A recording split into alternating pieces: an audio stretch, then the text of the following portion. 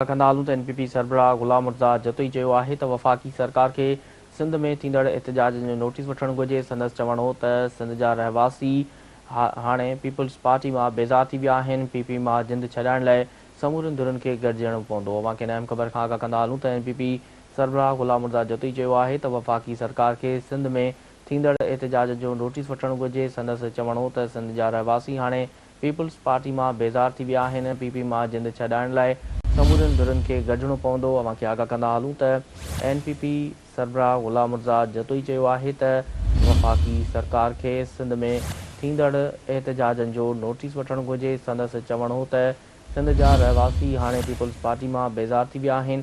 PP मां जिंद छॾाइण लाइ समूरनि धुरनि खे गॾिजणो पवंदो।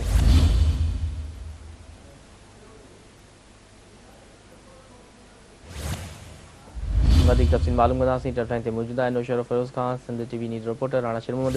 जी राणा शेर मोहम्मद, वधीक छा चवणो NPP सरबराह जो? जी दहशतगर्दी तोड़ अदालत में GDA जे अॻवान गुलाम मुर्तज़ा जतोई जी अॼु पेशी थी आहे ऐं अदालत में हू पेश थियो आहे। अदालत पारां ॿुधणी 5 मई ताईं मुलतवी कई वई आहे। जॾहिं त अदालत खां ॿाहिरि निकिरी हुन मीडिया सां ॻाल्हि ॿोल कई आहे।